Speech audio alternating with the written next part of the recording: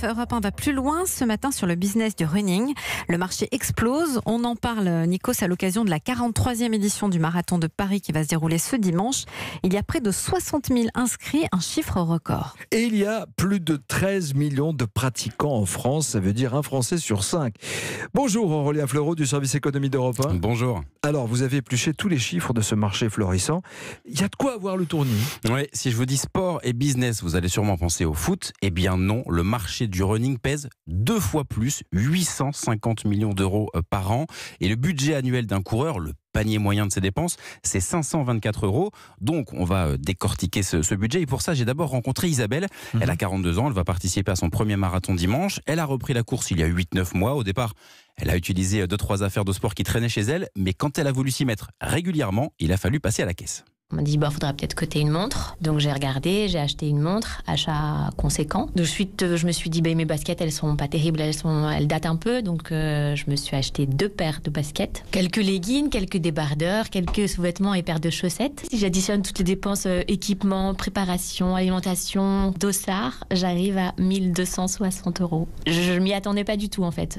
Parce qu'on dit que le running, c'est un sport qui est pas cher. C'est vrai que c'est moins cher qu'un abonnement dans un club de tennis, mais au final, ça chiffre.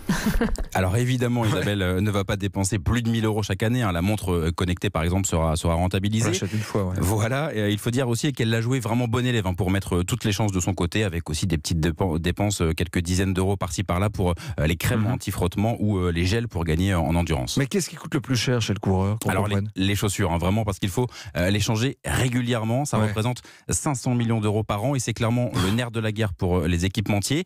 Le numéro 1 du marché, c'est le japonais ASICS, très fort sur le plan technologique, mais aussi sur le plan marketing, avec des présentations de nouvelles chaussures, parfois dignes de celles d'Apple pour leur dernier iPhone. Alors le conseil, c'est de les changer tous les 500 km pour des chaussures de bonne qualité, comptez 120 euros en moyenne. C'est ce qu'a dépensé Antoine, lui a 25 ans et va bientôt courir le semi-marathon de Nantes. J'ai investi dans une nouvelle paire de chaussures il y a un mois à peu près. C'était des chaussures qui coûtaient 120 euros, qui étaient plus adaptées en fait à ce que je visais comme objectif. Et sinon j'ai quand même investi aussi dans le premium de l'application. Je me suis inscrit pour 6 mois et ça coûte 42 euros. Voilà, l'application qu'Antoine utilise, c'est Fréquence Running, où il a pu établir un plan de préparation très précis. Là aussi, il y a une sacrée concurrence dans les applis qui créent des communautés et qui, le plus souvent, sont liées à une marque. Ok, voilà pour l'équipement. Je peux m'inscrire maintenant, ça y est. Alors oui, mais il va falloir payer, Nikos, et les prix ont nettement augmenté pour le marathon de Paris, exactement.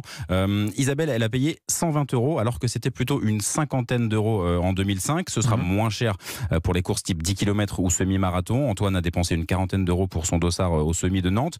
Et d'ailleurs, comme il vit à Bordeaux, il anticipe aussi une bonne centaine d'euros de dépenses en péage et essence. C'est vraiment toute cette logistique qu'il faut prendre en compte. Et comment les marques font pour essayer d'attirer tous les coureurs? C'est quoi l'entrée? C'est évidemment un secteur ultra concurrentiel avec 8 millions de paires de chaussures vendues chaque année. Le marketing est bien sûr primordial. Et ce qui est en train d'évoluer, c'est que les marques doivent maintenant répondre à toutes les catégories de coureurs. Et c'est ce qu'explique Virgile Caillet, directeur de l'Union Sport et Cycle, qui représente les entreprises du sport.